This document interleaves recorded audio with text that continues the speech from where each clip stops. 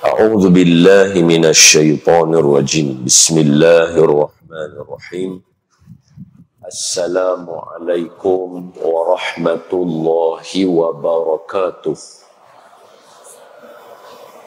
الحمد لله رب العالمين والصلاة والسلام على أشرف الأنبياء والمرسلين سيدنا ومولانا وحبيبنا وشفيعنا محمدا عبده ورسوله اللهم صل وسلم وبارك على سيدنا محمد وعلى آله وصحبه ومن تبعهم بإحسان إلى يوم الدين سبحانك لا علم لنا إلا ما علمتنا إنك أنت العليم الحكيم رب اشرح لي صدري ويسر لي أمري واحلل عقدة من لساني يفقه قولي أما بعد فيا عباد الله اتقوا الله أوصيكم وإياي بتقوى الله فقد فاز المتقون قال الله تعالى أعوذ بالله من الشيطان الرجيم يا أيها الذين آمنوا اتقوا الله حق تقاته ولا تموتن إلا وأنتم مسلمون صدق الله العظيم. Hai orang yang beriman, bertakwalah kamu kepada Allah dengan sebenar-benar takwa, dan janganlah kamu mati melainkan kamu mati sebagai seorang Islam. Terima kasih kepada pihak Masjid Al-Bukhari kerana berikan peluang kepada kita untuk meneruskan pengajian, mengambil pengajaran daripada hadis 40 Imam An-Nawawi, dan kali ini adalah selang bulan lepas tak ada, kita ganti, ada kuliah guru kita Ustaz Salatif, semoga Allah merahmati, berikan kebaikan berpanjangan kepada guru kita. Kemudian minggu ni kita sambung. Alhamdulillah, hari ini kita berada pada hadis yang ke-8. Betul? Selalu tanda kan? Hadis ke-8. Okey. Baik, disebabkan kita masuk hadis yang ke-8, 8 kali 5, 40. Maknanya ini 1/5 daripada kitab. Oleh itu, saya dengan rendah diri minta izin kalau boleh tak kita adjust sikit kedudukan kita bagi cantik, bagi comel, sebab sekurang-kurang dah 10 bulan kita duduk lagu ni kan. Kali ni saya adjust sikit, lepas ni yang adjust ni duduk lagu ni ya, sampai 8 bulan pula lepas tu kita tengok lagu mana.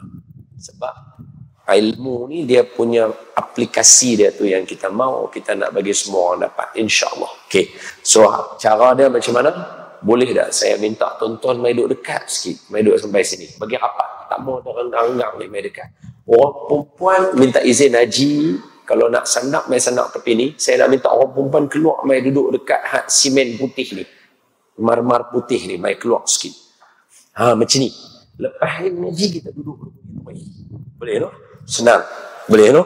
Kita duduk lagu ni terus. Ejah. Mai. Ambil kursi nak sanak. Kita bukan kelas alim.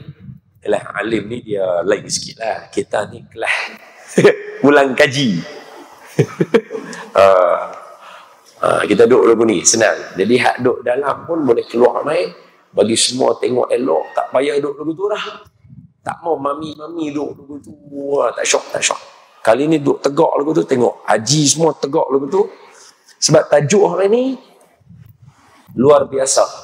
Yang riwayat hadis pun sempoi. 14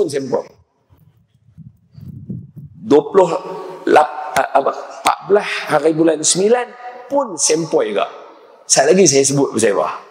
Memang kena. Hari ini memang kena. Orang kata bagai mengantuk disorongkan pantat. Tak tahulah kena ke tak peribahasa tu, tapi tahun tu lah kira bunyi dia tu, insyaAllah. Okey, baik. Jom sama-sama kita mulakan bacaan kitab hadis 40 kita dengan kita menghadiahkan bacaan Al-Fatihah. Kita niatkan Al-Fatihah kita dihadiahkan kepada junjungan Nabi kita Muhammad sallallahu alaihi wasallam, ahli keluarga baginda, isteri-isteri baginda, sahabat-sahabat baginda, dan kepada sekalian kaum muslimin, muslimat, mukminin, mukminat, guru-guru kita, para masyayikh kita, terutamanya Imam An-Nawawi dan juga Syekh Mustafa Abdul Rahman yang mengarang kitab tafsir hadis 40 ni yang kita baca hari ini yang ni. Mudah-mudahan, dan juga semua pengarang-pengarang kitab hadis 40 yang ada di tangan tuan-tuan, hadiahkan kepada guru-guru yang alim ini dan kepada ahli keluarga kita dan kepada sekalian muslimin muslimat. Semoga Allah mencucuri rahmat di malam Jumaat ini, doa makbul. Semoga Allah mencucuri rahmat ke atas semua ruh yang pergi dahulu daripada kita, dan semoga Allah menetapkan hati kita boleh mengaji elok, duduk macam ni nanti sampailah kita khatam insya-Allah. Bisirril Fatihah. A'udzu billahi minasy syaithanir rajim. Bismillahirrahmanirrahim. Alhamdulillahi rabbil alamin. Ar-Rahmanir-Rahim. مالك يوم الدين إياك نعبد وإياك نستعين اهدنا الصراط المستقيم صراط الذين أنعمت عليهم غير المغضوب عليهم ولا الضالين آمين. بسم الله الرحمن الرحيم. اللهم افتح علينا حكمتك وانشر علينا من خزائن رحمتك يا أرحم الراحمين. اللهم نور قلوبنا بنور هدايتك كما نورت الأرض بنور شمسك أبدا أبدا برحمتك يا أرحم الراحمين. Ya Allah, ampunkan dosa kami semuanya, yang lalu, yang akan datang, sengaja tidak sengaja, terang atau yang tersembunyi. Ya Allah, ampunkan dosa kedua ibu bapa kami, pasangan kami, adik-beradik kami dan pasangan mereka, anak cucu cicit keluarga kami semuanya soleh-solehah, dan jadikan kami teguh mencintai Nabi Muhammad sallallahu alaihi wasallam dan mengamalkan sunnah baginda, dan selesaikan kami mengaji hadis 40 dan khatam. Amin ya rabbal alamin. Qala musannifu rahimahullahu taala, berkata pengarang iaitu Imam An-Nawawi. Imam An-Nawawi tulis kata al-haditsus tsaminu, hadis nombor 8. Al-haditsus tsaminu. An Ibni Umar radhiyallahu anhuma anna Rasulullah sallallahu alaihi wasallam qala umirtu an uqatilan nasa hatta yashhadu an la ilaha illallah wa anna Muhammadar Rasulullah wa yuqimus salata wa yu'tuz zakata fa idza fa'alu dzalika asamu minni dima'ahum wa amwalahum illa bihaqqil Islam wa hisabuhum 'ala Allah ta'ala atau kama qala rawahul Imamul Bukhari wa Muslimu muttafaqun alaih. Baik, hadis yang ke-8. Hadis ini, ingat, saya ulang sekali lagi kalau siapa yang nak tulis nota, hadis tidak dinamakan tajuk oleh Imam An-Nawawi dengan menamakan nombor hadis sahaja. Pasal setiap orang yang baca terserah pada dia nak faham hadis ni macam mana berlandaskan neraca ahli sunnah wal jamaah. Contohnya, dulu saya baca hadis ni dalam keluarga, faham kot lain. Bila dah baca lapis pertama, lapis kedua, lapis ketiga, hari ni faham kod lain, boleh faham. Jadi satu hadis boleh faham banyak. Apa dia punya dalil dia? Dalil dia, Nabi kita ada satu mukjizat, nama dia Jawami'ul Kalim. Jawami'ul Kalim, satu perkataan pendek boleh faham sampai kiamat. Cerita dia lagu tu.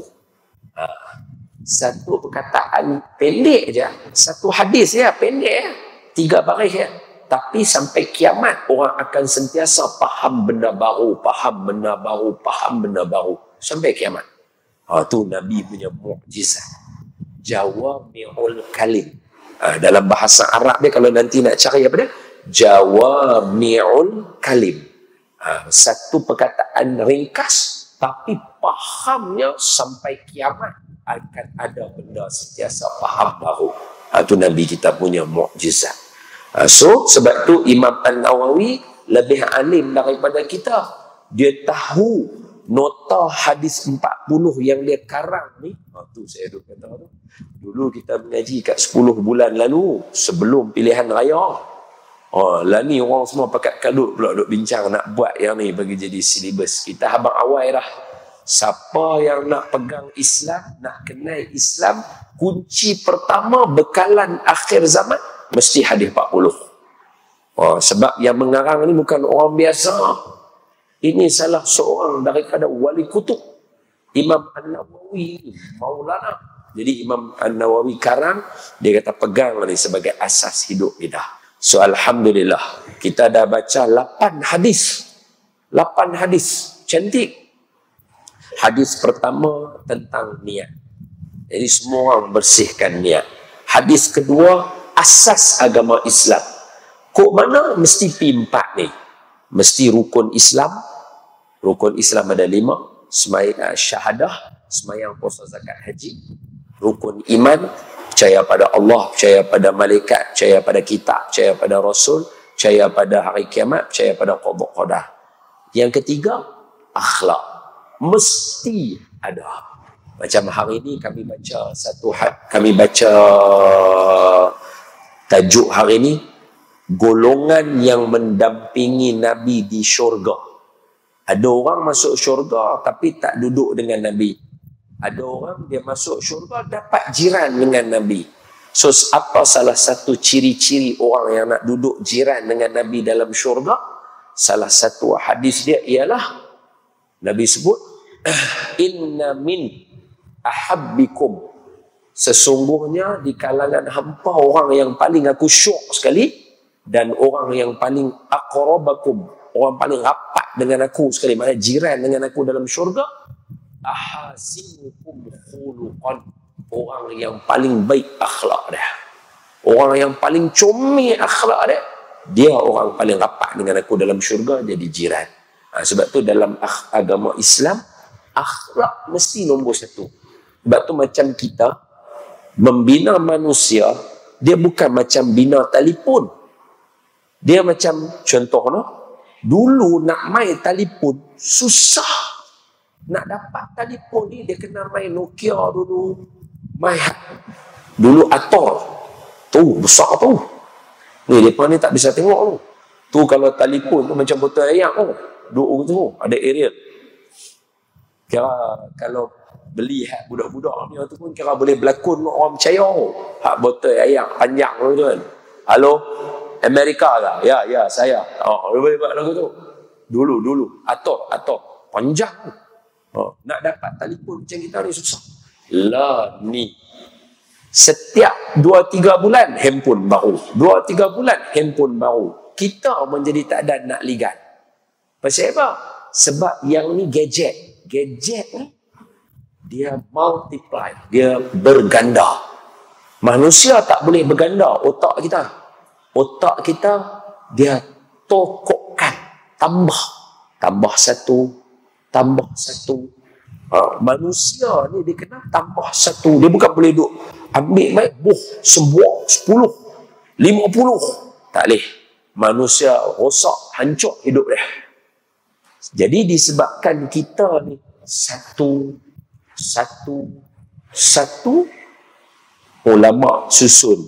Macam Imam Al-Ghazali susun, Imam An-Nawawi dia susun. Apa silibus kat sekolah kita?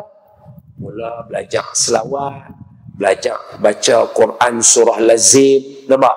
Baca tu, kemudian akhlak, jalan depan orang tunduk, makan tangan kanan, tunggu orang tua makan, jangan serbu ambil dekat meja terus.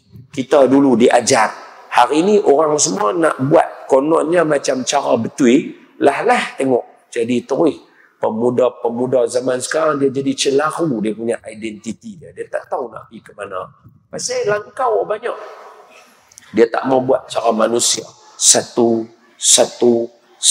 Tertib tu tak mau buat. Sedangkan ulama dah susun. Islam mesti ada 3, tambah satu lagi. Akhir zaman. Akhir zaman bekai kena ada. Sebab apa? Siapa tak mahir ilmu akhir zaman, dia akan kecundang dalam dia buat percaturan. Dia akan kecundang. Dia kecewa banyak, jiwa kacau. Kecewa banyak, jiwa kacau. Hari ni berapa ramai orang kecewa? Kecewa ketika kahwin. Dia ingat dia kahwin dengan seorang lelaki. Lelaki ni kira macam malaikat. Kahwin-kahwin tengok, loh orang biasa.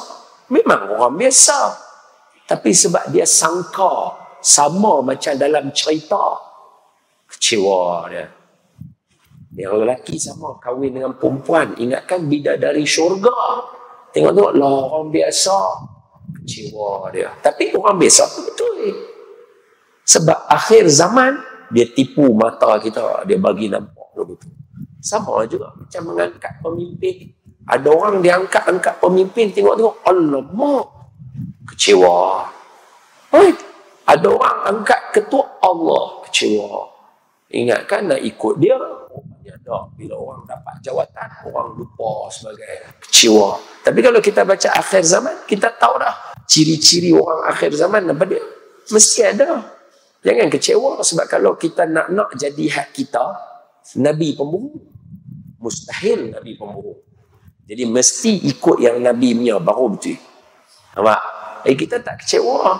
Tak teruk dalam hidup kita. Kita tahu, okey tak apa, kita cuba lagi lain kali, kita buat lagi elok, kita perbetul lagi. Sama macam suami isteri. Hari ni kita bertengkar, tak apa, lena.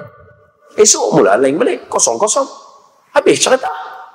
Apa yang nak berangkai sampai ke anak cucu?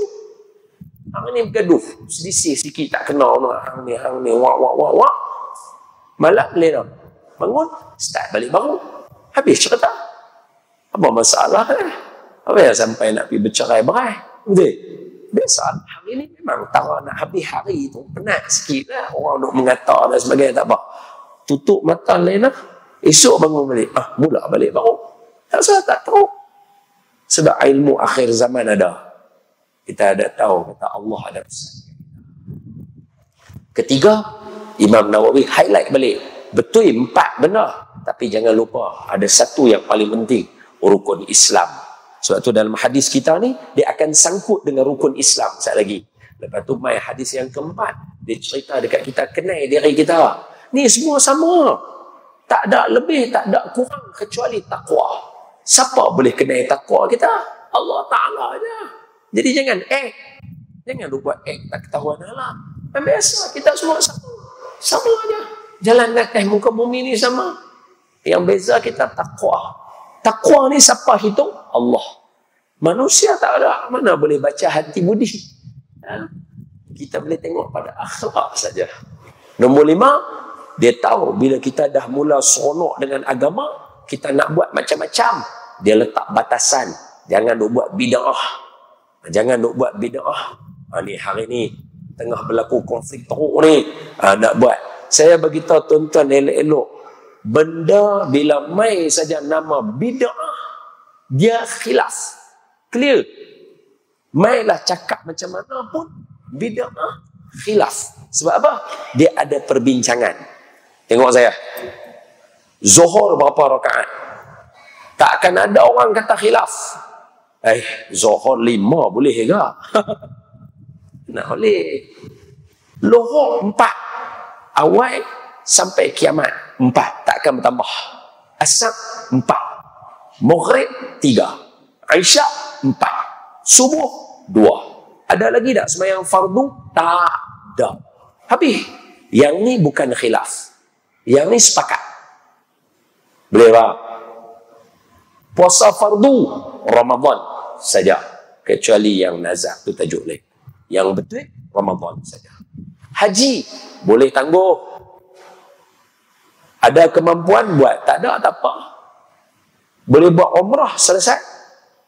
Boleh tambah lagi tak selain daripada haji tu kena pergi ziarah tempat lain? Tak ada. Haji sepakat. Bid'ah khilaf. Tajuk bid'ah khilaf. Bila khilaf, dia tak akan ada siapa paling betul, siapa paling salah. Cukup. Jadi janganlah bergaduh sampai siapa paling betul, siapa paling salah. Sebab memang khilaf. Terutamanya kita yang orang tua ni, orang dewasa ni, duk dengar khilaf ni, daripada awal tu. Daripada awal berapa tahun? 10 tahun, 15 tahun sudah ni, telinga duk dengar. Sampai lah kalau bergaduh juga lagi, kita tak cerdik. Tak cerdik. Tak mau lagu tu. Geng pengajian kita, naik saja tajuk. Apa tajuk ni? Khilaf mereka nak bincang bid'ah ni. Tak apa, apa nak kata? Mereka kata, hak geng ni betul. Hak ni, geng ni betul. Tak apa. Ambil kami pergi ni, selesai. Tak ni kami nak cakap lagi dengan hang ni. Nak cakap apa lagi? Hang duk buat benda tak kena. Dia lah tak apalah. Hang tengok kami tak kena, kami tengok hang tak kena, sama. Sama. Dia tak boleh pergi dah. Takat tu kan. Tak boleh pergi dah. Jadi kita yang mana yang duk mengaji cerdik tahu. Imam Nawawi bubuh hadis yang kelima. Bid'ah. Dia sebut. Jadi kita kena faham. Lepas tu saya kata, kalaulah Malaysia nak pakai hadis 40, kita semua kena terima bahawa hadis-hadis dhaif kita akan pakai. Sebab muqaddimah hadis 40 adalah hadis dhaif. Ayat tak payah bincang lah. Pemimpin putus lah. Baca lah hadis 40. Selesai. Khalas. Senang. 5. 6. Dia contoh Hudzaifah. Hadis yang ke-6. Okay. Hadis ke-6 ingat tak? Hadis yang membincangkan tentang halal dan haram. Halah. Sembang ni apa ni, mai ni, bid'ah. Halal haram balun serupa. Tak payah. Apa yang bid'ah? Bid'ah tu khilaf. Halal haram tu wajib. Betul? Ni sembang bid'ah. Hak yang halal haram semua hentam sama. Mana boleh? Harta zakat, makan apa semua. Mana boleh? Zakat ni untuk asnaf 8 saja, bukan boleh duk balas kat siapa-siapa. Ni kita sembang bid'ah. Duit zakat makan, curi, buat apa? Dosa. Ni contoh. 6, 7. Apa dia? Hak baru-baru 2 bulan lepas. Ingat tak? 7. Apa dia? Ad-dinun nasihah. Agama ni nasihat. Jadi cara nak cakap hak Piramli buat tu betul dah. Hak Piramli buat tu betul dah. Pakai yang tu. Kita orang utara ni pakai yang tu. Apa dia? Jangan marah. Kalau marah kena jual. Halo. Jangan marah. Kalau marah kena jual. Relax lah ni. Marah. Lepas tu satu lagi apa dia? Apa tu? Aku bukan marah. Nasihat. Butang baju Melayu aku mana bah? Bukan marah. Nasihat. Relax. Itu agama. Hari ini hadis yang ke-8. Jom kita tengok. Apa cerita dia? An Ibni Umar. Daripada anak Sayyidina Umar. Namanya Abdullah. Seorang yang alim. Seorang mufti. Seorang periwayat hadis yang kedua terbanyak. Selepas daripada Sayyidina Abu Hurairah radhiyallahu anhu wa ardah. Maka dia kata apa? An Ibni Umar radhiyallahu anhuma. Maknanya Abdullah diredai, Sayyidina Umar diredai. Maknanya dua-dua sahabat Nabi. Baik, sebelum ni kita tak biasa bincang walaupun hadis ketiga patutnya kita bincang tapi kita tak sebut. Abdullah bin Umar lahir ketika mana Nabi umur 40-41. Maknanya ketika peperangan Badar, umur dia 13 tahun. Umur dia 13 tahun. 14 tahun. Umur Abdullah bin Umar. Maknanya dia tu solid. Tengok Islam, membesar dalam keadaan Islam, ditambah pula dengan ayah dia champion Islam, Sayyidina Umar bin Al-Khattab radhiyallahu anhu wa ardah. Beliau beberapa kali dipanggil untuk jadi mufti di kalangan para sahabat. Kebanyakannya dia tolak, cuma dia ada sekali dua lah yang dia, sebab dia ada syarat dia. Dan beliau selepas Sayyidina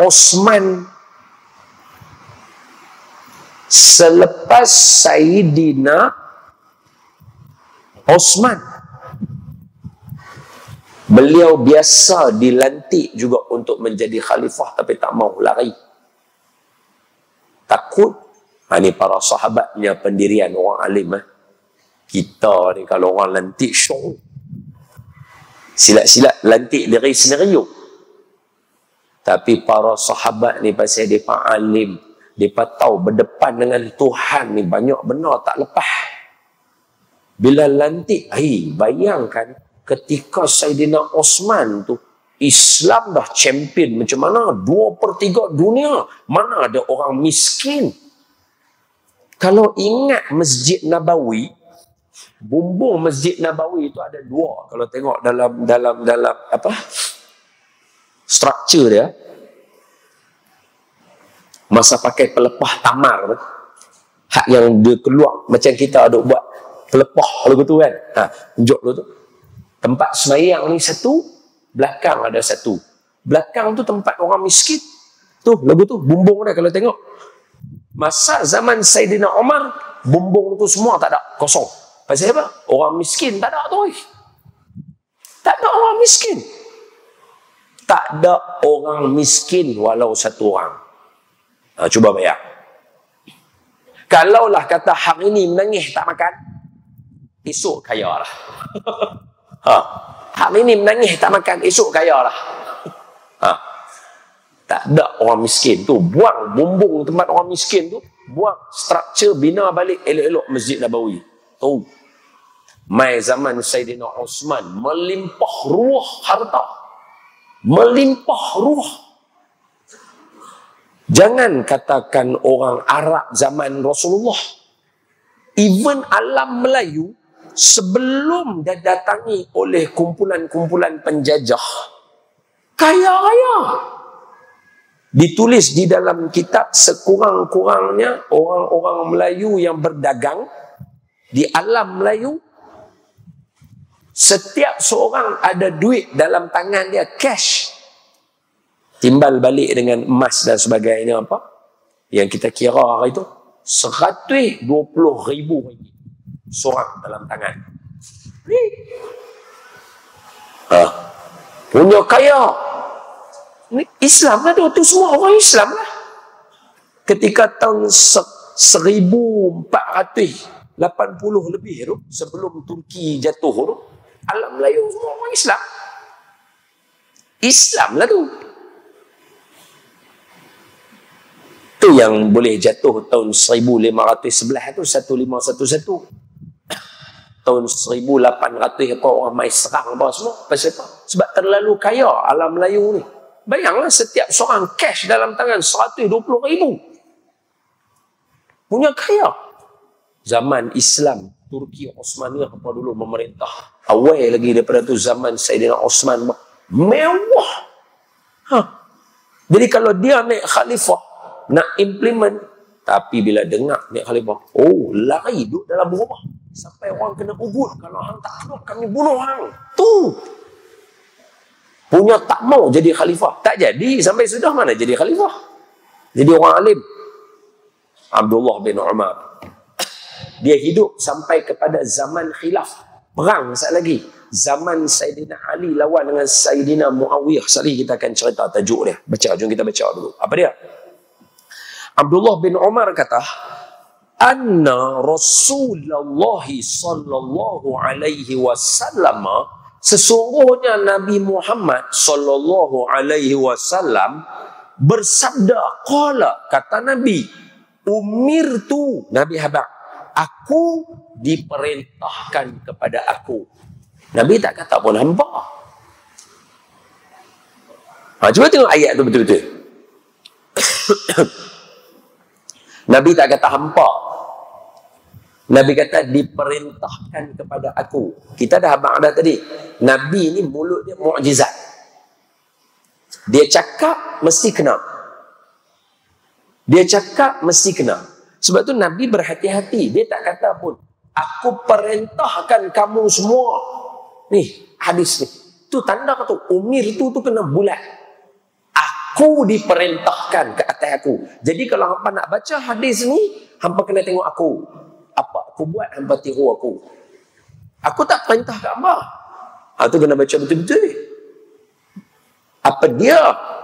An uqatilan nasa, untuk membunuh manusia. Untuk memerangi manusia.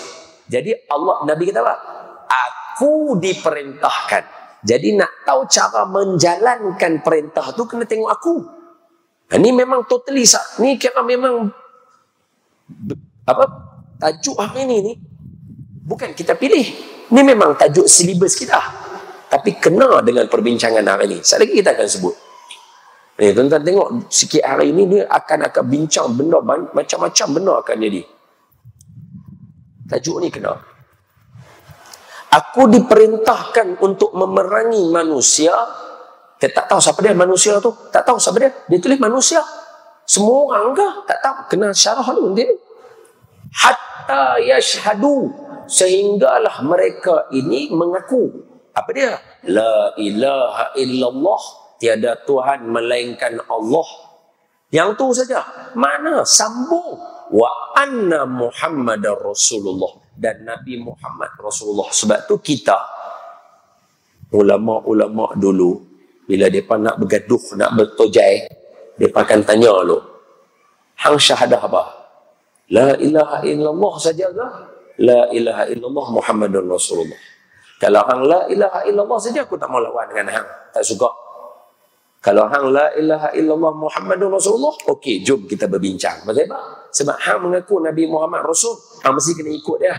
Sekali lagi hang nak bertujai dengan aku, hang mesti kena bertujai cara Rasulullah. Jangan sembang, oi ikut sunnah. Yang ni kalau tak buat bid'ah. Tapi sekali lagi bila bertujai, Nabi pun lupa. Tak boleh. Lepas tu kita tak boleh berakhlak la ilaha illallah semata-mata. Dia kena Muhammadun Rasulullah. Ni Nabi kata, aku diperintahkan untuk make sure orang semua la ilaha illallah Muhammadun Rasulullah. Hari ni semua orang nak la ilaha illallah saja. Muhammadun Rasulullah tak mau. Tafsir Quran nak tafsir sendiri. Dia tak mau pakai Muhammadun Rasulullah. Dia tak mau pakai Muhammadun Rasulullah. Nabi mai ajar dekat kita cara. Ambil cara Nabi. Jangan hentam ikut dan. Tengok Nabi kita apa lagi? Wa yuqimus salah. Dan orang yang asyhadu alla ilaha illallah wa asyhadu anna Rasulullah mendirikan sembahyang. Kemudian wa yu'tuz zakah, dan menunaikan zakat. Tak cukup. Baru 3 rukun Islam. Ada lagi 2. Puasa, haji. Tak ada dalam ni. Nabi bagi tahu, aku disuruh untuk memerangi orang supaya mengucap syahadah la ilaha illallah Muhammad Rasulullah, sembahyang, puasa. Zakat, haji di mana? Apa sebab tak sebut? Mesti ada sebab. Kita akan bincang. Saya akan terangkan. Fa idza fa'alu, sekiranya depa buat yang 3 hak tak sah tu, kalau depa semua buat, asamu, terpelihara, selamat. Selamat. Jangan cakap apa dah kat depa. Apa dia? Dima'ahum wa amwalahum. Nyawa mereka selamat, kita tak boleh buat naya kat mereka. Harta mereka selamat, kita tak boleh rampas harta mereka. Illa bihaqqil Islam. Kecualilah dengan sebab Islam. Ada juga Islam yang suruh bunuh pula. Sekali lagi kita bincang. wa hisabuhum 'ala Allah Ta'ala, dan kita serahkan selebihnya kepada Allah Ta'ala ketika kita menghukum yang hujung tadi itu, bihaqqil Islam tadi itu. Sangkut tu, wa hisabuhum tu, wa tu ambil daripada bihaqqil Islam, yang kita kata dibenarkan bunuh kerana hak Islam tu, wa hisabuhum, dan penilaian pasal yang tadi tu 'ala Allah Ta'ala, serah pada Allah Ta'ala. Allah suruh bunuh, kena bunuh.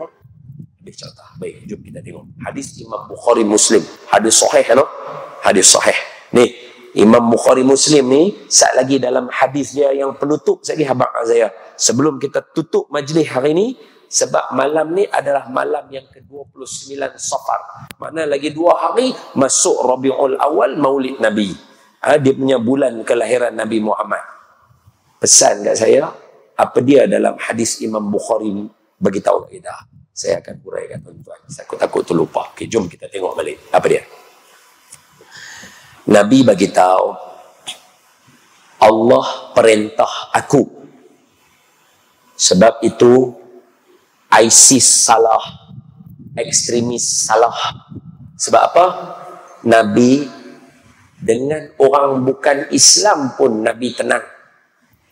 Nabi sampai buka kota Mekah pada tahun ke-8 Hijrah. Tuan-tuan ambil nota ni semua siap-siap. Tak ingat tanya saya akan bagi tahu kat tuan-tuan. Masa zaman saya kecil-kecil dulu, maklumat susah nak dapat. Jadi ustaz banyak ajak kita akhlak. Sebab tu kita akhlak cantik, tapi mungkin maklumat kita tak berapa jelas sikit kadang-kadang. Tak ada masalah, lagi dewasa, lagi matang. Allah sebut apa ayat dia? Sebab ada orang bila dia dapat ilmu sekarang, dia akan, siapa sekarang saya baru tahu. Jangan takut. Sifat ilmu, wala yuhituna bi syai'in min ilmihi illa bima syaa. Kita tak akan dapat ilmu melainkan Allah izin. Sampai masa dapat. Okey, tengok. Nabi mai buka kota Mekah tahun ke-8 Hijrah. Maknanya umur Nabi 61 tahun.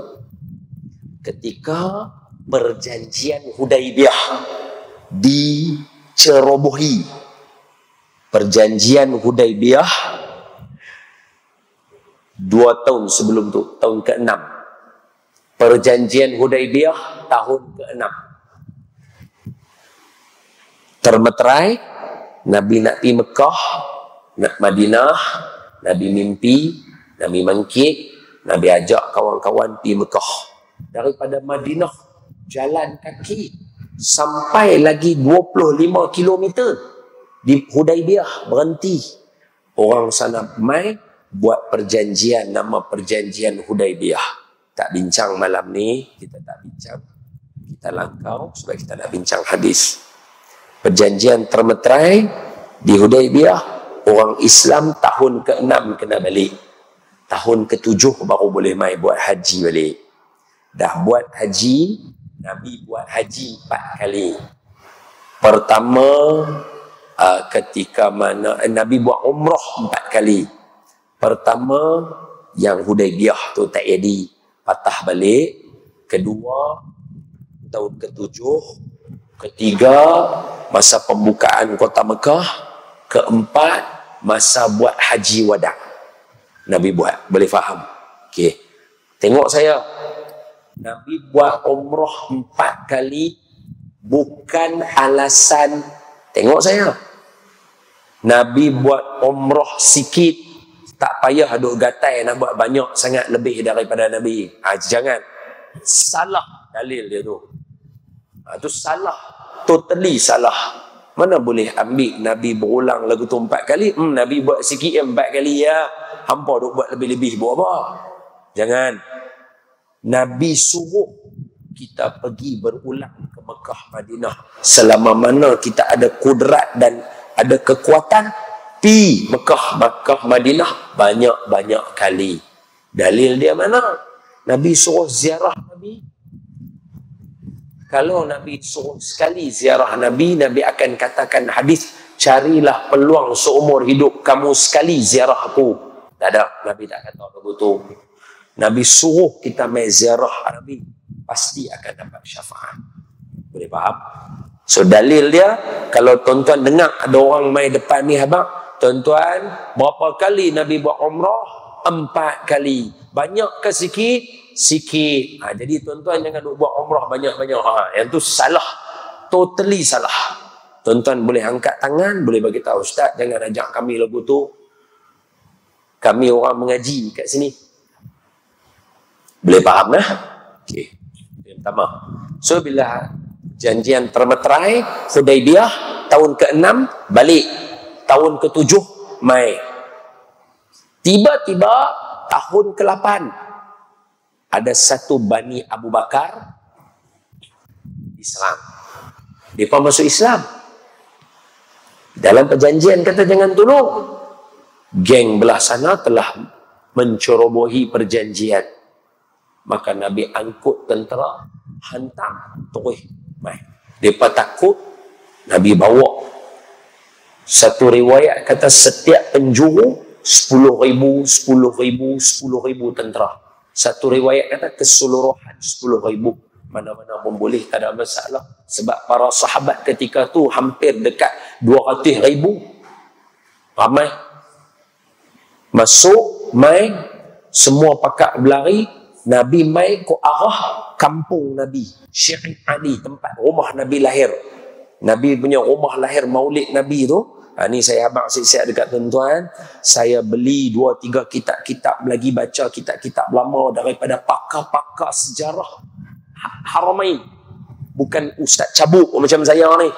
Bukan ustaz cabuk yang duk pergi umrah banyak-banyak kali ni, bukan. Ni pakar sejarah. Dia tulis buku, Dr. Nizar Mahmud nama dia. Dia tulis dalam buku dia, dia kata apa? Rumah perpustakaan tu adalah tapak yang sebenar rumah Nabi lahir. Pakar sebut. Orang Saudi sebut sebenarnya. Bukan kita. Jadi kalau siapa yang tak ada pakar tu tak payah. Tuan-tuan, tuan-tuan duk pergi sana, duk pergi kat rumah maulid Nabi tu bukan rumah dia. Bukan. Pasal apa? Pakar sebut. Kitab saya boleh bagi, rujukan saya boleh bagi, semua saya boleh bagi kat tuan-tuan. Kalau tuan-tuan mahu. So pakar sebut. Perpustakaan dibina di atas rumah yang betul Nabi lahir. Itu dia perpustakaan. So dia duduk atas bukit sikit, kita kena naik tangga lagu tu tengok. Okay. Kawasan ni nama dia Syekh Ali. Rumah Sayyidina Ali Abu Talib tepi sana. Rumah Tok Wan Nabi belah sini. Rumah Siti Khadijah belah sana. Kan Siti Khadijah naik atas nanti jumpa dengan Nabi Muhammad juga, betul? Sallallahu alaihi wa ala alihi wa baraka wasallam. So mak ayah Nabi Abdullah, mak Nabi Siti Aminah binti Wahab, turun jumpa juga lagi. Jadi semua yang ada di kawasan tu adalah keluarga Nabi. Keluarga Nabi punya kawasan, Bani Syaibah, Bani Hashim, semua ada situ. Nabi masuk ke situ, buka kota Mekah. So bila Nabi buka kota Mekah, Nabi kata siapa masuk rumah Abu Sufyan. Rumah Abu Sufyan dekat Marwah. Dekat Bukit Marwah tu, dia petak lalu tu, dia tembok dia tu ada tempat kita duduk sa'i tu, Bukit Marwah. Hujung tu rumah Sayyidina Abu Sufyan. Kat penjuru tembok tu, rumah Abu Sufyan kat situ. So Nabi kata siapa masuk rumah Abu Sufyan, siapa masuk sini semua selamat. So Nabi masuk, semua orang duduk kat Kaabah takut semua, kumpul semua. Nabi masuk, Nabi pi mula-mula, Nabi tawaf keliling Kaabah, Nabi jatuhkan semua berhala, Nabi tarik berhala. Ada 2 riwayat cerita dan dua-dua boleh jadi betul 2 masa yang sama. Satu, Nabi tarik dengan Nabi punya tongkat ataupun Nabi punya panah punya busa tu, Nabi tarik bagi jatuh. Satu lagi riwayat, Nabi letak aja atas batu tu, Nabi baca anjaza wa'dah wa nasara 'abdah wa hazamal ahzaba wahdah, hancur. Tinggal debu. Tak ada masalah, tu mukjizat Nabi. Nabi tak ada masalah, Nabi bukan macam kita. Nabi tawaf bagi habis 7 musim bagi jatuh, Nabi masuk dalam Kaabah. Nabi masuk dalam Kaabah, pintu Kaabah buka, Nabi masuk, Nabi runtuhkan semua berhala yang ada dalam tu. Dah jatuh semua, buang kat luar. Nabi katuk pintu Kaabah, Nabi duduk dalam tu 3 orang. Nabi, Sayyidina Usamah dengan seorang lagi, saya tak ingat siapa dia. Nanti tolong rujuk saya tengok siapa dia. Bulan depan boleh main beritahu kok lah, saya terlupa siapa dia seorang. Ingat tak siapa dia? Tak ingat, saya lupa. Saya ingat Nabi dengan Sayyidina Usamah. Sayyidina Usamah ni cucu kesayangan Nabi. Nabi ada anak angkat nama Sayyidina Zaid bin Harithah. Sayyidina Zaid bin Harithah ada anak nama Usamah bin Zaid bin Harithah. Ni dia ada dengan Nabi. Ada seorang lagi, saya tak ingat. Siapa boleh cari-cari, saya lagi bagi tahu kita habang. 3 orang, Nabi kata 3 orang duk ada dalam tu. Nabi semayang ke arah mana? Tuan-tuan mesti nak tahu. Ni pintu Kaabah, Nabi kata berdepan pintu Kaabah Nabi semayang. Sebab tu kalau tuan-tuan tengok suasana dalam Kaabah, berdepan pintu akan ada sejadah. Tu tempat Nabi semayang. Habis Nabi semayang, Nabi buka pintu. Orang semua kat luar ni ketak ni, musyrikin Mekah ni takut. Sebab apa? Ni semua muka-muka yang pukul Nabi, mengata Nabi, bunuh saudara Nabi, bunuh pakcik Nabi, bunuh adik-beradik Nabi. Ni semua duk ada dekat depan ni. Nabi buka pintu Kaabah, Nabi tengok mereka semua. Lepas tu Nabi tanya, apa-apa nampak dengan aku? Dia abang kata, hang berlaku baik. Hang orang baik, keturunan hang pun baik, hang saudara kami. Masa tu baru mereka mengaku saudara lah, tak apalah yang tu terpulang lah, tak ada masalah. Apa Nabi kata? Pilah hampa semua. Hampa semua aku bebaskan. Jadi orang biasa, tak ada masalah. Nabi ada kuasa genting orang-orang yang buat teruk ni, asas-asas kepada permusuhan Islam. Nabi ada dengan mereka. Tapi ketika itu Nabi maaf mereka semua pergi. Apa alasan kita hari ini nak bergaduh sesama Islam? Canggah. Canggah. Itu Nabi kata, umirtu an uqatilan nas. Aku diperintahkan untuk memerangi manusia. Manusia dekat sini, tuan-tuan bulat, tarik kat situ, maksud an-nas dekat sini, penyembah-penyembah berhala yang lawan orang Islam. Kalau bukan. Maksudnya, bukan untuk memerangi an-nas kat sini termasuk orang Islam. Orang Islam pun manusia, tapi tak masuk ke dalam ni. Nabi duduk dengan orang bukan Islam. Nabi bagi maaf dekat mereka. Macam mana kita boleh tergamak sesama Islam sampai hari ini berantak bergaduh sampai ke mahkamah dan sebagainya? Apa alasan? Nak menegakkan kebenaran antara kita dengan Nabi, siapa lebih benar? Jaga. Masuk tajuk ni juga. Zaman Sayyidina Abdullah bin Umar, beliau hidup zaman Sayyidina Ali bergaduh dengan Sayyidina Muawiyah. Ini saya cerita sikit dekat tuan-tuan sebab tajuk dia. Aku diperintahkan untuk manusia mengucap syahadah. Semayang, puasa. Nanti dulu. Kenapa semayang dengan puasa? Kenapa semayang dengan zakat? Pasal apa puasa tak masuk dalam ni? Baik. Tulis nota. Puasa tak termasuk dalam arahan perangi ataupun bunuh orang yang tak mau buat puasa adalah kerana hukuman puasa, kita tangkap orang yang tak mau puasa, penjarakan dia, tahan dia, jangan bagi makan minum. Saat lagi time buka puasa, bagi dia makan, lepas dia balik, selesai. Boleh faham?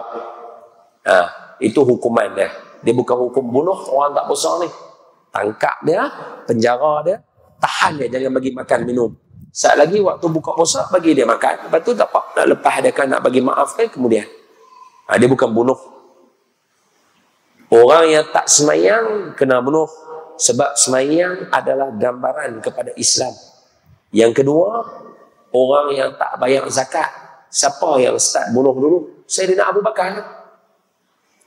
Apa nama perang dia? Ingat tak? Ingat tak? Yang Sayyidina Abu Bakar lawan Yamamah. Ghazwah Yamamah. Perang Yamamah. Sayyidina Abu Bakar gerakkan orang, bunuh orang-orang yang dulu sahabat dengan Nabi. Tapi lepas tu tak beriman dah. Mereka semua tak mau bayar zakat kepada Sayyidina Abu Bakar. Bunuh. Perang. Ketika perang tu, 70 orang para sahabat yang alim Al-Quran, hafizul Quran, mati. Mati. 70 orang. Maknanya perang. Sebab apa? Tak mau bayar zakat. Tapi haji, tak. Haji, tahun ni kalau tak boleh buat, tangguh tahun depan. Tahun depan tak boleh buat, tangguh tahun satu lagi. Sebab apa? dia letak dekat kemampuan. Jadi siapa yang tak boleh buat haji, siapa yang belum lagi boleh buat umrah, tak boleh marah, tak boleh perang, tak boleh marah, tak boleh faham. Semayang, zakat, important. La ilaha illallah Muhammadun Rasulullah, important. Itu maksudnya. Okey, jadi sambung, tengok. Abdullah bin Umar yang meriwayatkan hadis ni, beliau sempat hidup zaman Sayyidina Ali apa kita kata, kena guna bahasa elok, ni orang syurga dua-dua ni. Berapa kita kata, ada ralat lah, ada ralat. Mungkin tuan-tuan nak dengar jugalah dia punya pasal apa jadi lagu tu.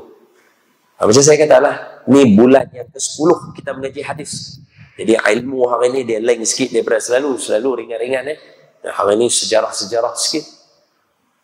Ketika Sayyidina Umar meninggal dunia, Sayyidina Osman naik menggantikan Sayyidina Umar. Ini memang layak, memang Nabi sebut. Orang tanya apa antara, tuan-tuan mesti nak baca, apa antara dalil. Sebab orang kata sepatutnya Sayyidina Ali, bukan Sayyidina Abu Bakar, bukan Sayyidina Umar, bukan Sayyidina Osman. Jadi mana dalil-dalil dia? Ni ringan ya, ni dalil ringan ya. Antara dalil dia ialah suatu hari Nabi duduk, ada di kalangan sahabat yang pegang batu untuk zikir. Ada biji batu. Bukan main batu seremban, bukan. Saya duk ingat main batu tu, duk pangkok lagu tu bukan.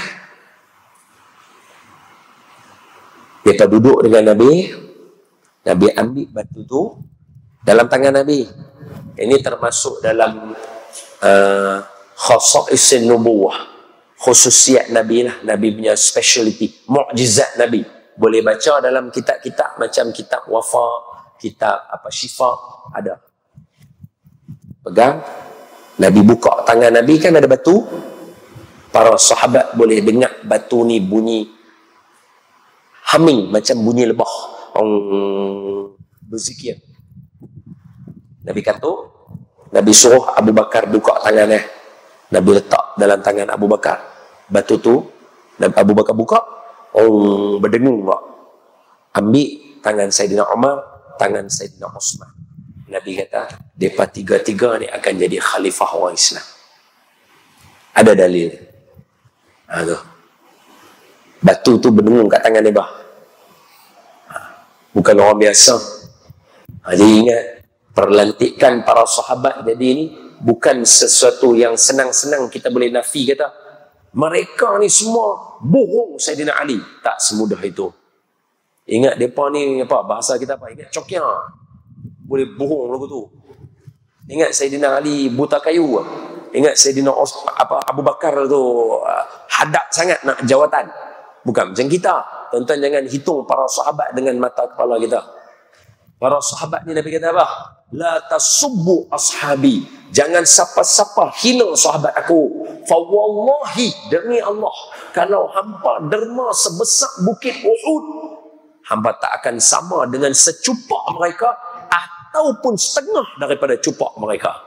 Kita dengan para sahabat bagi sebesar bukit Uhud, mereka bagi setengah cupak, menang mereka lagi daripada kita. Jadi jangan mulut kita yang hina ni nak pergi hina sahabat yang mulia lagu tu. Ikut dal, jangan. Okey. So perantikan Sayyidina Abu Bakar betul, Sayyidina Umar betul. Sayyidina Osman lepas Sayyidina Umar dibay'ah oleh para sahabat. Banyak dalil Sayyidina Osman ni lebih utama. Banyak sangat dalil. Antaranya Nabi duduk dengan para sahabat 3 orang ni. Mula Nabi duduk seorang-seorang, Nabi celup kaki Nabi dekat dalam air.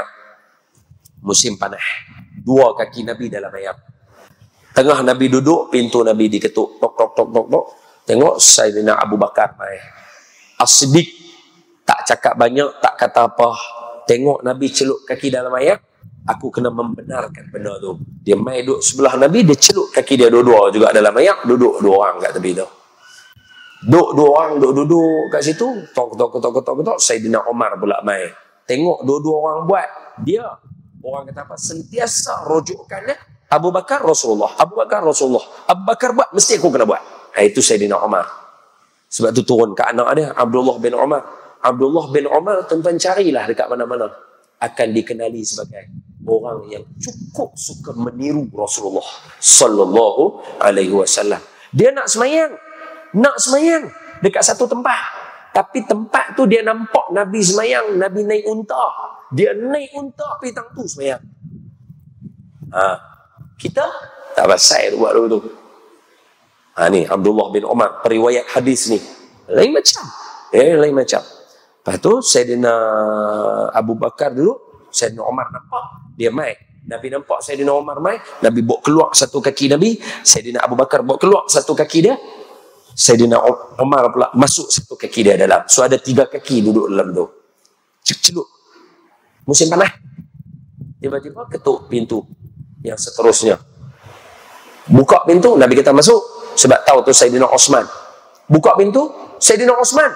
Nabi tawih angkat kaki Nabi keluar, Nabi katuk kaki Nabi. Hak tadi nampak betik tu, Nabi katuk. Hak Abu Bakar dengan Umar terkejut. Tadi dengan mereka tak buat apa. Duduk celup, relax lah. Dia bertanya, ya Rasulullah, apa sebab tutup kaki? Nabi kata apa? Aku malu dengan orang yang malaikat pun malu dengan dia. Dia lagi pemalu daripada malaikat. Tu dia, Sayyidina Osman. Ini kemahai, cekang, bukan orang biasa. Level-level lawan malaikat lah. Kita nak lawan malaikat je lah. Mereka punya standard bukan sesama manusia. Lawan dia, lawan malaikat. Wahal dia orang biasa. Nabi kata apa? Aku malu dengan orang yang malaikat pun malu dengan dia. Makna dia lagi pemalu daripada malaikat. Punya baik dia, Sayyidina Osman ni. Luar biasa. Luar biasa. Banyaklah. Tu, perigi-perigi orang Islam yang susah, semua dia yang beli. Mana ada orang mampu? Dia seorang. Jadi memang layak dia jadi khalifah. Berapa tahun Sayyidina Osman memerintah? 12 tahun. 6 tahun pertama, cantik. Masuk 6 tahun kedua, mula berlaku pergolakan. 6 tahun, lama. Bergolak. Naiklah kumpulan. Ada 3 kumpulan. Salah satu daripada 3 ni, tuan-tuan tengok saya. Siapa yang mengaji malam ni dengar elok-elok. Golongan ni yang paling saya tak suka. Tuan-tuan pun kena tak suka golongan ni juga. Bukan sebab saya, sebab kita umat Islam. Siapa dia golongan ni? Golongan Khawarij. Mereka belah nu pun tak, belah ni pun tak. Dia memihak dengan musuh Islam. Tapi orang Islam. Ini jahat ni. Tuan-tuan tengok apa jadi kat kita. Tengok. Sejarah daripada dulu, zaman Nabi sampai kepada zaman pemerintahan Kesultanan Melayu dan juga zaman Turki Osmaniyah, sama aja. Orang ni ada juga. Khawarij ni juga. Tuan-tuan tengok saya. Yalah, kita dah dewasa kan. Benda ni tuan-tuan kena tahu. Tuan-tuan kena tanam dalam keluarga. Dalam keluarga kita pun ada bangsa ni juga. Apa dia? Kata orang, sekiranya tuan-tuan ambil semut merah, tuan-tuan ambil semut hitam, tuan-tuan bubuh dalam satu bekah, mereka boleh berselisih jalan lagu tu, tak kacau. Tuan-tuan letak mereka duduk lagu tu, angkat penghadang lagu tu, mereka akan duduk elok. Dia ni cari makanan, dia ni cari makanan. Tapi bila tuan-tuan pegang bekah rumah mereka tu, tuan-tuan goncang lagu tu, saat lagi semut merah akan bunuh semut hitam akan bunuh semut merah. Sebab apa? Bagi semut merah, semut hitam adalah jahat. Bagi semut hitam, semut merah adalah jahat. Soalan saya sekarang, siapa yang jahat? Orang yang goncang bekah tadi tu. Yang tu Khawarij.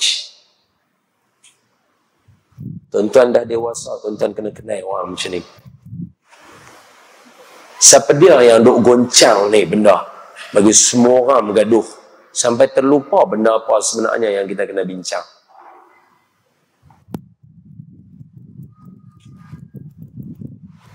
Tuan-tuan kena cerdik. Orang kata, ini semua Freemason. Wallahu a'lam, tak tahu. Yang ni semua Yahudi. Wallahu a'lam, tak tahu. Tapi tuan-tuan, kita kena buka mata. Dia bukan masalah nak bincang, nak gaduh, tak.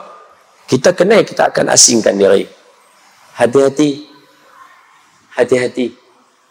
Khawarij ni, dia ketika mana peperangan Jamal, dia ada satu lagi nama. Hak yang Saidina Ali dengan Saidina Muawiyah tulis. Yang ni namanya peperangan sifil. Kalau Saidina Ali dengan Siti Aisyah tu peperangan Jamal. Dia ada satu lagi pula. Tengok saya. Ketika para sahabat berdepan, ini ditulis di dalam sejarah. Bayangkan Saidina Ali champion, Saidina Talhah, Saidina Muawiyah, semua ni champion perang. Maknanya mereka kalau tarik pedang, tak orang mati, mereka mati. Dua tu ya. Memang musuh tengok mereka dalam medan perang, lari. Punya cengih mereka. Bila kedua-dua mereka berdepan, terror dengan terror, siapa pun tak tarik pedang. Disebut dalam sejarah. Tak ada siapa tarik pedang. Siapa yang tarik pedang? Saya tanya tuan-tuan. Khawarij. Mereka bahagi dua kumpulan. Mereka geng. Mereka bahagi dua kumpulan. Seorang masuk kumpulan ni, seorang masuk kumpulan ni. Yang ni sorak mengata kawan ni sorak mengata kawan ni. Tengah-tengah bergaduh, mereka lari. Benda ni berlaku dalam masyarakat. Ada tukang tiup semboyan bagi orang bergaduh, tapi mereka lari, mereka tak ada apa. Ini jahat. Ini jahat. Oh, Ali, hampa belakang punya sorak. Sana punya. Wah, kedua-dua dia yang ni bukan daripada kalangan sahabat yang ada. Tarik pedang, mengata, pergi keluar, dia ni keluar. Wah, mereka ni Khawarij. Lawan. Cedera seorang. Sorak, lawan. Saidina Osman ketika dibunuh, dia sedang membaca Al-Quran. Sebab tu untuk kita orang Islam, even ulama-ulama yang jauh lebih alim daripada saya, mengakui kebenaran benda tu. Sebab tu dalam Quran kita dulu-dulu, dekat kalimah wal yatalattaf akan dikalakan warna merah dalam suratul Kahfi. Sebab apa? Di situlah tumpahnya darah Saidina Osman. Quran kita nama resam Osmani. Mesti kena ingat kat beliau. Atas tangan beliau Quran terjadi. Dibukukan sampai hari ini semua orang boleh baca. Dia tengah mengaji, orang main bunuh dia. 2 orang. Siapa dia? Khawarij. Dia bukan belah Saidina Ali, dia bukan belah Muawiyah. Bukan dia. Bunuh Saidina Osman. Bila bunuh, Muawiyah mula bersuara, Saidina Ali mula bersuara. Muawiyah daripada keturunan Saidina Osman. Dia kata cari pembunuh Saidina Osman. Saidina Ali kata, sekarang tengah genting. Benda tengah tak teratur. Takkan kita nak cari pembunuh Saidina Osman yang seorang saja. Lagipun pembunuh dia kita kena siasat. Ni negara tengah kacau. Tak setuju. Gaduh. Saya pesan dekat kita, Nabi mendapat arahan untuk memerangi orang. Tapi Nabi tunjuk dekat kita macam mana cara nak buat. Nabi tak suruh pun hantam semua orang ikut dan. Apatah lagi sesama Islam. Ni kita yang duduk dalam ni yang duduk ni sekarang ni, yang sat lagi akan dengar suara qomat yang sama, duduk dalam masjid yang sama. Kita ni semua jangan bergaduh. Tengok muka ni kalau jumpa kat luar, jangan bergaduh. Ni geng masjid ni. Ini geng hadis 40 ni. Jangan. Tak setuju macam mana? Sembang. Kita manusia ada bahasa. Sembang. Tengok saya. 2 benda. Satu hadis tadi, satu ni. Tengok ni. Kita sesama Islam, terutamanya zaman internet, tuan-tuan lagi tak kenal siapa dia Khawarij. Betul tak betul? Ini especially kepada ibu-ibu, bapa-bapa. Hak muda-muda saya tak takut. mereka relax. Hak dewasa ni sebab baru kenal internet ni kan. Baru tahu macam mana nak forward message kan. Baru tahu macam mana nak hantar gambar kan. Baru tahu selfie baru kenal kan. Ni yang mana orang dewasa ni, ibu-ibu, bapa-bapa ni, tolong dengar saya bagi tahu. Dalam internet ni bukan semua betul. Dia boleh ada orang yang tak rasa bersalah pun mengaku nama ustaz, cakap 2-3 patah benar baik, lepas tu dia akan hasut orang untuk buat jahat. Penuh. Bayangkan secara bersemuka ada khawarij. Tambah sekarang tuan-tuan tak jumpa muka. Punya banyak orang-orang akan buat semata-mata nak bagi kita bergaduh. Kita kena cukup cerdik dah untuk kenal benda tu. Kita kena cukup cerdik untuk kenal benda tu. Jangan asal dapat benda, forward, terutamanya bab halal, makan, minum, bab bid'ah dan sebagainya. Ikut dan ya kita bagi. Jangan buat itu. Ilmu nak elok main mengaji masjid. Yang dalam internet ni tambahan. Video-video yang mana saya buat tu, itu video tambahan. Nak mengaji main masjid. Yang tu video tambahan. Sampai bila kita hanya nak ambil yang tambahan? Jangan. Jadi please, ayah ibu, terlalu banyak orang-orang yang perangai khawarij ni dalam internet. Banyak. Ada orang yang dibayar 25,000, 30,000 untuk memburukkan seorang ustaz. Ni di belakang tabir punya cerita ayah ibu. Ayah buat saja bagi buruk satu orang, dalam akaun ada 25,000. Mau tak suka? Ketika tu apa pendirian kita? Ni ibu-ibu, tambah maaf. Mungkin ada ibu-ibu yang kita yang mana kena bela anak, jaga careful. Yang mana kita duk kena bela anak, mungkin suami sakit dan sebagainya, hidup sempit. Dia pamai kat kita. Kak buat lagu ni ya, musuh dengan ustaz-ustaz ni ya. Nah, 25,000 ambil. Nilai yang saya cakap tu nilai yang betul. Tapi benda apa nak cakap tu saya tak boleh nak cakap. Bukan bohong. Punya banyak. Jadi saya mohon. Kita satu masjid kan. Yang dekat sini jangan bergaduh. Jangan bergaduh. Ada selisih, sembang. Mem sembang.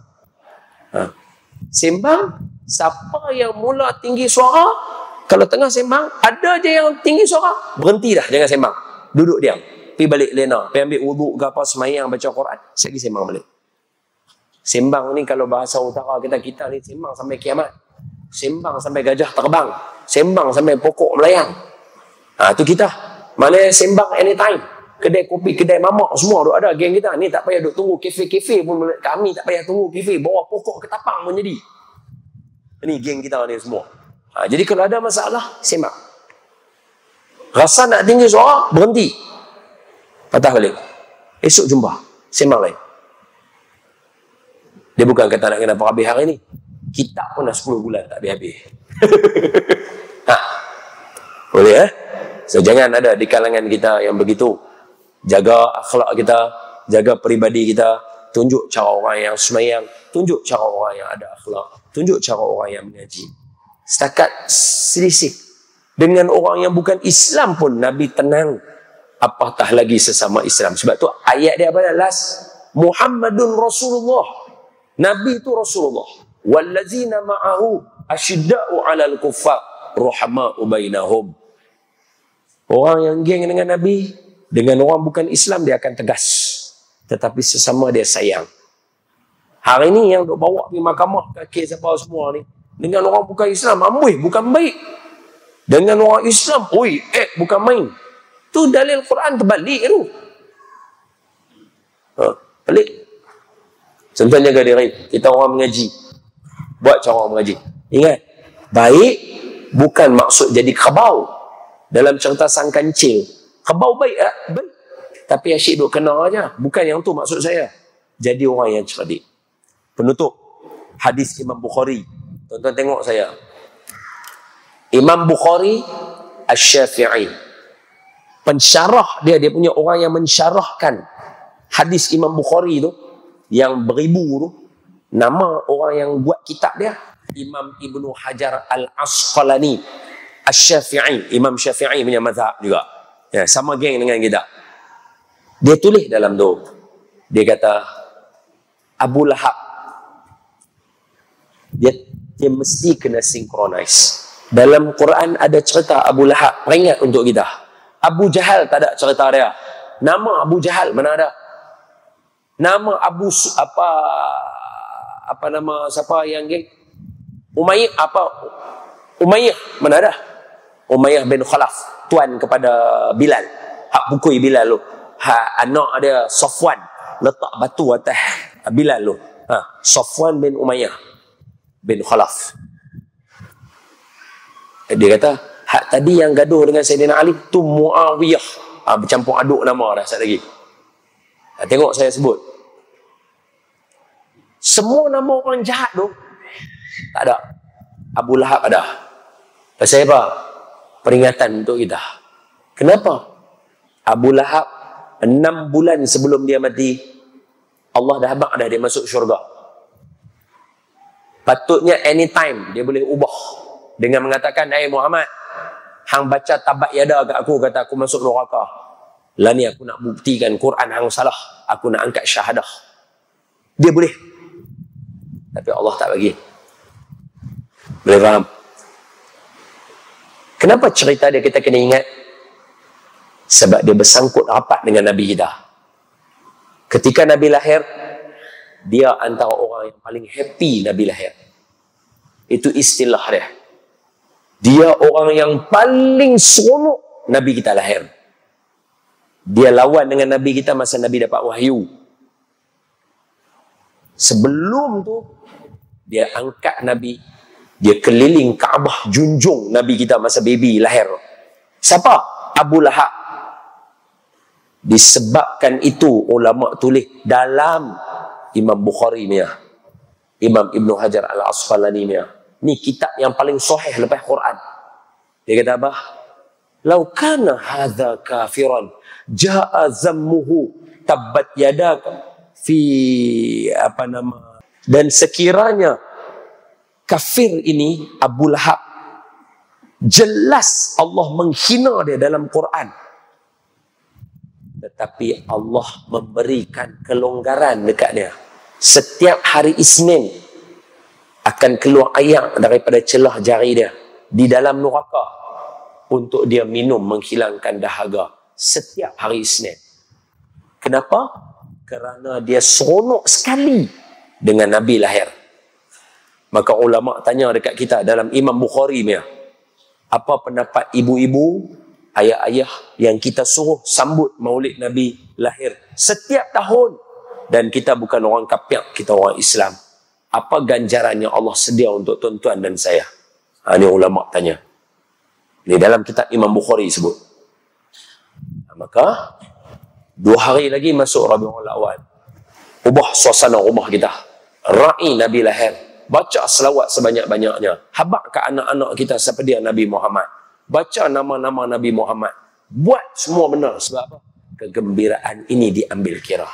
Dalam Al-Quran Allah sebut. Saya sebab kuliah ni last. Lepas tu kena tunggu sebulan pula dan nak ambil maulid dah. Jadi Quran sebut apa dia? Orang yang bersama Nabi ni dia kata apa? Wa'azzaruhu. Bukan. Bawah. Dia punya rangkap dia yang bawah. Fallazina amanu bihi wa'azzaruhu. Betul? Betul? Wa'azzaruhu wa nasaruhu. Betul? Wattaba'un nur alladhi unzila ma'ahu. Betul? Dan orang-orang yang, apa terjemahannya? Baca bawah dia.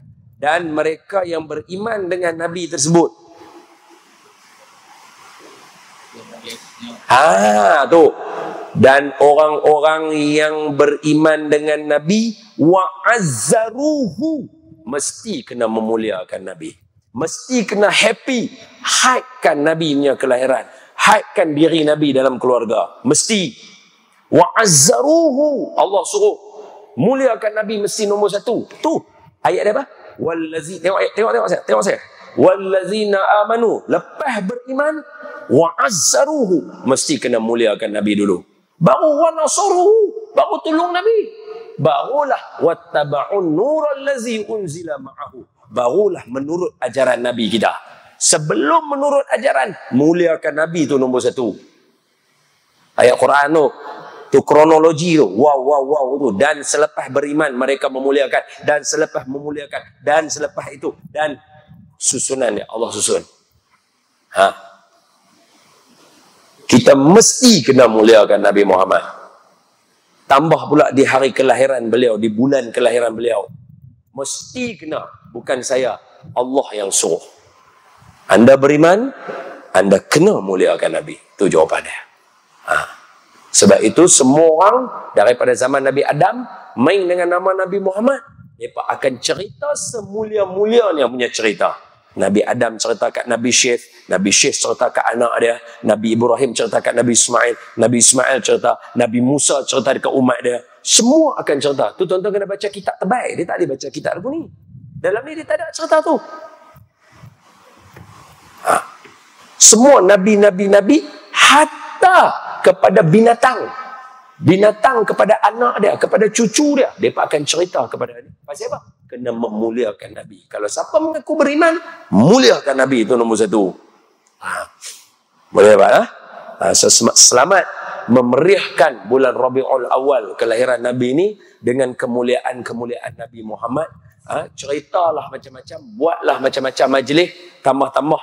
Ni, kalau tak silap saya ni, geng-geng 786 ni, geng-geng 786 kita ni, hafal silsilah Nabi ni dulu, amalan-amalan orang dulu-dulu. Geng-geng 786 ni silsilah Nabi cukup hafal. Siapa isteri Nabi, siapa. Lah ni dah mula longgak, perkemas balik. Ikat balik bagi elok balik. Semoga Allah Ta'ala merahmati dan memuliakan tuan-tuan semua. Selamat menyambut bulan Rabiul Awal. Semoga Allah ampun dosa tuan-tuan dan saya. Bismillahirrahmanirrahim. Allahumma syrah bil Qur'anil azim sudurana wa yassir bihi umurana wa 'azzim bihi ujurana wa wassi' bihi arzaqana wa nawwir bihi qulubana wa quburana wa qubur abaina ya rabbal alamin. Wa sallallahu ala sayidina Muhammad walhamdulillahi rabbil alamin. Bulan depan tajuk best berkaitan dengan hari ini juga. Sekait dia bid'ah juga. Apa yang saya suruh kamu buat, buat. Yang mana saya tegah, kamu jangan buat. Habis itu yang mana khilaf, terus ada kata apa-apa, dia bulan depan dia perbincangan insya-Allah. Wallahu a'lam. Assalamualaikum warahmatullahi wabarakatuh.